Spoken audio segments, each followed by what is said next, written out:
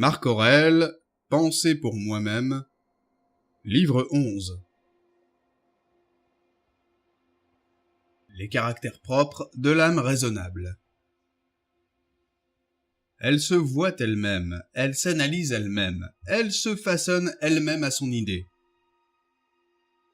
Le fruit qu'elle produit, elle-même les récolte, alors que les fruits des plantes et ce qui y correspond chez les animaux, d'autres les récoltent. Elle atteint sa fin propre, que tôt ou tard survienne le terme de la vie. Il n'en va pas de même de la danse, du jeu des acteurs et des autres choses semblables, où toute action reste ininterrompue, si quelque détail vient à manquer. Pour l'âme, dans chaque cas particulier et à quelque moment qu'on la surprenne, elle rend achevé et sans lacune ce qu'elle s'est proposé, et elle peut dire « Je possède, moi, tout ce qui est mien ». Ce n'est pas tout. Elle parcourt le monde entier et l'espace vide qui l'environne. Elle en explore la forme, elle plonge dans l'infini du temps. Elle embrasse la renaissance périodique de l'univers. Elle fait le tour des choses, elle se rend compte que nos cheveux ne verront rien de nouveau, comme nos prédécesseurs n'ont rien vu de plus que nous, mais que, en quelque sorte, le quadragénaire, pour peu qu'il ait du sens, a vu tout le passé et tout l'avenir dans l'identité du présent. Ce qui est propre encore à l'âme raisonnable, c'est l'amour de ses semblables, ainsi que la vérité et la pudeur, et de s'estimer plus haut que tout. Ce qui est aussi le propre de la loi. Ainsi donc, point de différence entre la droite raison et la raison de la justice. Tu peux parvenir à faire fi d'un chant ravissant, de la danse, du pancrace. S'il s'agit d'un air mélodieux, il suffit de le décomposer en ses notes, et à chacune, de te demander si tu ne saurais y résister. Tu n'oserais le reconnaître. Pour la danse, use d'une méthode analogue devant chaque mouvement ou figure, et de même pour le pancrace. Bref, sauf pour la vertu et ceux qui se rattachent à la vertu, n'oublie pas de pénétrer au fond dans le détail des choses afin d'arriver, par cette analyse, à les mépriser. Applique le même procédé à toute la vie. Qu'elle est belle, l'âme qui se tient prête. S'il lui faut sur l'heure se délier du corps pour s'éteindre, ou se disperser, ou survivre. Mais cet état de préparation qu'il provienne d'un jugement personnel, non d'un simple esprit d'opposition comme chez les chrétiens. Qu'il soit raisonné et grave, et si tu veux qu'on te croie sincère, sans pose théâtrale. Ai-je accompli quelque chose d'utile à la communauté? J'en ai donc profité. Que cette vérité demeure toujours bien à ta portée, afin qu'elle frappe tes yeux sans cesse, et ne la perds jamais de vue. De quoi fais-tu profession? D'être un homme de bien. Comment y réussir sinon grâce aux vérités théoriques, dont les unes traitent de la nature universelle, les autres de la constitution propre de l'homme? D'abord furent représentées les tragédies avec le dessein de rappeler les événements de la vie, qu'ils doivent arriver ainsi naturellement et qu'il faut, puisque leur représentation vous charme à la scène, ne pas vous plaindre quand ils se réalisent sur une scène plus vaste. Elles font voir en effet que c'est ainsi qu'ils doivent nécessairement s'accomplir, et que cela même les supporte qui s'écrient « Ô Cithéron !» En outre, les auteurs tragiques donnent d'utiles leçons. Par exemple, entre tous, le fameux passage « Si les dieux m'ont abandonné avec mes 2 enfants, cela même a sa raison. » Et encore, ne pas se fâcher contre les événements. Et moissonner la vie comme un épi gonflé de grains. Et que d'autres choses semblables. Après la tragédie parut la comédie ancienne. La liberté de langage qu'elle possédait visait à instruire, et grâce à cette franchise même, elle n'était pas sans utilité pour nous rappeler à la modestie. C'est dans un dessin analogue que Diogène lui emprunta cette liberté. Mais après elle, la comédie moyenne, qui devint plus tard la nouvelle comédie, quelle fin lui assigna-t-on, quand elle fut peu à peu tombée à n'être plus qu'une habile peinture de mœurs? Prêtes-y bien attention. Qu'on trouve aussi chez elle d'utiles paroles, on ne le méconnaît pas. Mais si l'on s'en tient à leurs dessins d'ensemble, ceux qui ont cultivé ce genre de composition dramatique, quel but enfin visaient-ils? Avec quelle évidence se présente cette vérité, que tu ne saurais trouver dans la vie de situation plus favorable pour te livrer à la philosophie que celle où tu te trouves présentement. Il est impossible de détacher un rameau de son voisin sans le détacher à la fois de l'arbre entier. De même, un homme séparé d'un seul homme est exclu de toute la communauté. Le rameau, quelqu'un le détache de l'arbre. Mais l'homme, c'est lui-même qui se sépare de son prochain quand il le prend en haine et en aversion. Et il ne voit pas cette conséquence qu'il s'est amputé en même temps de tout le corps social. Cependant, voici un beau privilège que nous devons à celui qui a organisé cette communauté, à Zeus. C'est qu'il nous est loisible de nous rattacher à notre voisin et de rentrer à nouveau comme partie intégrante dans l'ensemble. Si pourtant une telle séparation se répète plusieurs fois, il devient bien malaisé aux membres séditieux de se réunir aux autres et de reprendre sa place. En somme, on ne peut comparer le rameau qui a toujours continué de croître et de respirer avec l'arbre au rameau qu'on regreffe après l'avoir détaché, quoi que puissent dire les jardiniers. Croître sur le même tronc mais non professer les mêmes principes. Ceux qui te barrent le chemin où tu progresses selon la droite raison ne sauraient te détourner de la pratique du bien. Qu'ils ne réussissent pas davantage à te faire perdre ta douceur à leur égard. Au contraire, veille sur ces deux points aussi jalousement. Non seulement un jugement et une conduite imperturbables, mais encore la mansuétude envers ceux qui tenteraient de te créer des obstacles ou d'autres ennuis. Ce serait une preuve de faiblesse que de te fâcher contre eux, autant que de renoncer à ton action et de lâcher pied, parce que tu as peur. Il y a en effet deux sortes de déserteurs, et qui se valent. Le lâche qui tremble et l'homme qui a renié celui dont la nature a fait son parent et son ami. Aucune nature n'est inférieure à l'art, car les arts ne consistent qu'en l'imitation de la nature. S'il en est ainsi, la nature entre toutes, la plus parfaite et la plus compréhensive, ne saurait être dépassée en ingéniosité technique. Or, tous les arts accomplissent les tâches inférieures en vue des plus relevées. Ainsi fait donc elle aussi la nature universelle. Et voilà expliquée la genèse de la justice. C'est d'elle que procèdent toutes les autres vertus. En effet, on n'observera pas la justice si l'on se dispute les choses indifférentes, si l'on est facile à duper, irréfléchi et inconstant. Si les objets qui te troublent, soit que tu les poursuives ou que tu les fuis, ne viennent pas te trouver, mais si au contraire en un sens c'est toi qui vas au-devant d'eux, que ton jugement à leur égard se tienne tranquille. Ils demeureront immobiles, et l'on ne te verra ni les poursuivre, ni les fuir. La sphère de l'âme reste semblable à elle-même, quand, sans s'élancer au dehors, ni se replier en dedans, sans se disperser ni s'affaisser, elle s'éclaire d'une lumière qui lui fait voir la vérité universelle et celle qui habite en elle-même. Quelqu'un va me mépriser ? Ce sera son affaire.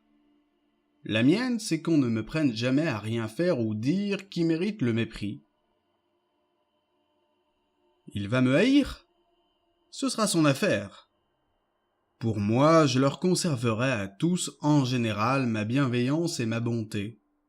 Et quant à lui en particulier, je suis prêt à lui montrer sa méprise, non de manière à l'humilier ni pour faire parade de ma constance, mais simplement, sincèrement, comme le grand Phocion, si tant est que son calme ne fût pas feint. C'est au fond du cœur qu'il faut être ainsi disposé, de manière à montrer aux dieux un homme qui n'est porté à la révolte et ne récrimine à l'égard de rien. Où serait le mal pour toi si, quant à toi, tu fais en ce moment ce qui convient à ta nature, et si tu agrées ce qui est de saison en ce moment pour la nature universelle, en homme qui s'efforce de réaliser d'une manière ou d'une autre l'intérêt général. Se méprisant, ils se flagornent, et voulant passer les uns sur les autres, ils se cèdent le pas. Quelle perversité, quelle fausseté de dire « j'ai décidé de jouer franc jeu avec toi ». Que fais-tu, mon pauvre ami? On n'emploie pas de préambule. Cela paraîtra sur l'heure. Cela doit être écrit sur ton visage. Immédiatement, cela sonne dans ta voix. Immédiatement, cela éclate dans tes yeux, comme la personne aimée connaît immédiatement à leur égard ce qu'éprouvent ses amants. En définitive, l'homme droit et vertueux doit ressembler à celui dont les aisselles puent le bouc, en sorte que quiconque s'approche de lui sente ce qu'il est dès le premier abord. Bon gré, mal gré. Mais affectation de droiture, c'est un coutelas. Rien de plus odieux qu'une amitié de loup. Évite ce vice entre tous. L'homme de bien, l'homme droit, l'homme bienveillant porte ces qualités dans leurs yeux et elles n'échappent pas. Vivre toujours parfaitement heureux. Notre âme en trouve en elle-même le pouvoir, pourvu qu'elle demeure indifférente à l'égard des choses indifférentes. Elle leur demeurera indifférente si elle les considère chacune d'elles analytiquement et en bloc. Si elle se souvient qu'aucune ne nous inspire d'opinion à son sujet, ni ne vient nous solliciter, mais que les objets restent immobiles et que c'est nous qui nous formons nos jugements sur eux, et les gravons, pour ainsi dire, en nous-mêmes. Que nous ne pouvons pas les y graver, et même s'ils s'y dissimulent en quelques coins, les effacer incontinent. Sache aussi que ces soins ne dureront guère et qu'ensuite tu auras cessé de vivre. Et pourquoi te serait-il pénible que ces choses soient ainsi? Si elles sont conformes à la nature, accepte-les gaiement et qu'elles te soient aisées. Si c'est contraire à la nature, recherche ce qui est conforme à ta nature et cours vers cette fin, fût-elle peu en faveur. L'indulgence est acquise à quiconque recherche son bien propre. Quelle est l'origine de chaque chose? De quels éléments chacune est-elle formée? En quoi se transforme-t-elle et quelle sera-t-elle une fois transformée, sans d'ailleurs en souffrir aucun mal? Et premièrement, quel rapport m'unit à eux? Nous sommes faits les uns pour les autres, mais à un point de vue différent, je suis fait pour être à leur tête, comme le bélier et le taureau, chacun de son troupeau. Remonte en outre au principe. Si l'on rejette les atomes, c'est la nature qui dirige l'univers. Ce point admis, les êtres inférieurs sont créés en vue des plus nobles, et ceux-ci, les uns pour les autres. Deuxièmement, comme ils se comportent à table, au lit, etc. Surtout, quelle nécessité issue de leurs principes ils tiennent pour établis, et alors même avec quelle superbe ils agissent. Troisièmement, s'ils ont raison d'agir ainsi, il ne faut pas t'en fâcher. S'ils n'ont pas raison, il est évident que c'est à leur insu et par ignorance. Toute âme se prive involontairement, tant de la vérité que d'en user avec toute chose suivant sa valeur. Il s'indigne en effet de s'entendre traiter d'injuste, d'ingrat et de cupide, et en général d'être cru capable d'un tort quelconque envers leur prochain. Quatrièmement, toi aussi. Tout le premier, tu commets bien des fautes, et tu es ce qu'ils sont. Si tu t'abstiens de certaines fautes, tu n'en as pas moins un penchant qui t'y porte. Seule la couardise ou la passion de la gloriole ou quelque autre vice de cette sorte t'empêche d'en commettre de semblables. Cinquièmement, si même ils commettent des fautes, tu ne le sais pas exactement, car bien des choses se font à dessein. En somme, il faudrait prendre maintes informations avant de se prononcer en parfaite connaissance sur une action d'autrui. Sixièmement, lorsque tu t'indignes ou encore que tu t'affliges outre mesure, songe que la vie humaine n'est qu'une durée infinitésimale et qu'en un clin d'œil nous sommes tous étendus sur le lit funèbre. Septièmement, ce ne sont pas leurs actions qui nous troublent, car elles sont dans leurs guides intérieurs. Ce sont nos opinions. Supprime donc et décide-toi à rejeter ce jugement qu'on t'aurait fait une indignité. Et voilà partie ta colère. Mais comment le rejeter? En calculant ce qu'on t'a fait. Tu n'as pas à en rougir. Et en effet, si l'acte dont on doit rougir n'était pas le seul mal, nécessairement tu commettrais toi aussi bien des fautes. Tu seras un brigand, un homme capable de tout. Huitièmement, la colère et la peine que nous éprouvons dans les cas de cette sorte excitent en nous de surcroît un trouble bien plus fâcheux que ne le sont en elles-mêmes les causes de notre chagrin. Neuvièmement, la bienveillance est invincible, si elle est franche, sans sourire narquois, sans hypocrisie. Que peut bien te faire l'homme le plus violent si tu persistes à lui témoigner de la bienveillance et si, à l'occasion, tu l'admonestes doucement, si tu l'instruis à loisir de son erreur dans l'instant même où il entreprend de te maltraiter? Non, mon enfant, nous sommes faits pour autre chose. Pour moi, tu ne risques pas de me faire mal. C'est toi qui t'en fais toi-même, mon enfant. Et montre-lui délicatement et d'un point de vue général que c'est bien vrai, que les abeilles n'agissent pas comme lui ni tous les autres animaux faits pour vivre en troupe. Il faut encore agir sans ironie, sans humilier, mais affectueusement et d'un cœur exempt d'amertume. Et ne va pas le sermonner, comme ferait un maître, à l'école, ni de manière à être admiré des assistants. Mais adresse-toi à lui seul, même si vous vous trouvez en compagnie. Souviens-toi de ces 9 préceptes capitaux, comme si tu les avais reçus en présent des muses.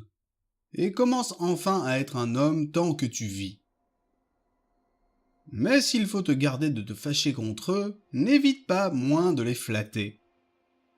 L'un comme l'autre, ces excès sont contraires à la sociabilité et entraînent du dommage. Ne perds pas de vue non plus dans tes colères que ce n'est pas l'irritation qui est digne d'un homme, mais que la douceur et le sang-froid sont à la fois vertus plus humaines et plus mâles, et que celui qui en est pourvu montre plus de force, de nerfs et de viril courage que s'il s'indignait ou maugréait. Plus sa conduite se rapproche de l'impassibilité, plus elle se rapproche de la force. Mais comme l'affliction trahit la faiblesse, de même aussi la colère. Dans les deux cas, on est blessé, on lâche pied. S'il te plaît, accepte encore ce 10e conseil, comme un présent du musagète.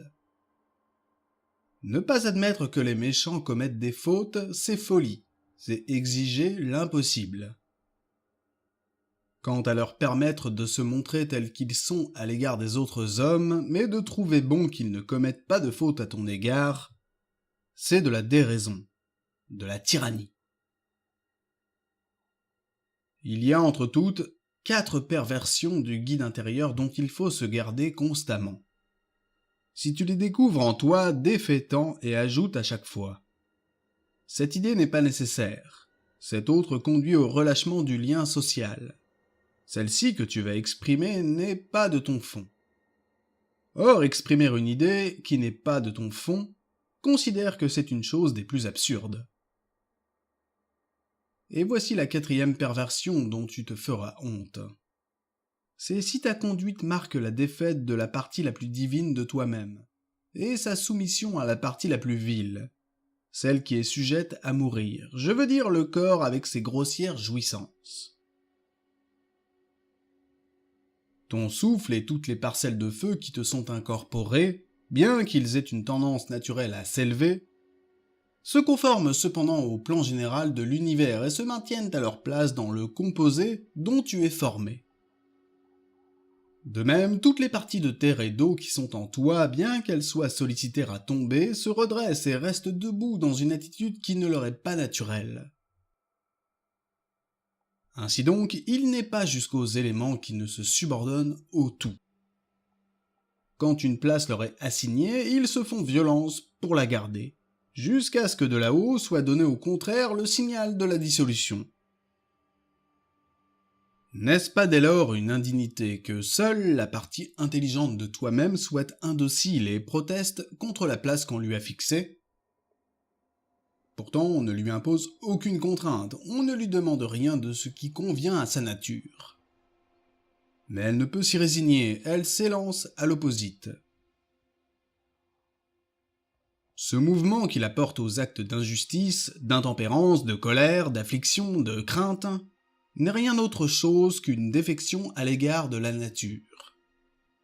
De même quand ton guide déserte encore sa place. La piété et l'esprit religieux, voilà ce pourquoi il a été constitué, non moins que pour la justice. Ces vertus-là, en effet, ont forme de sociabilité, et elles sont bien plus relevées que les simples pratiques de justice.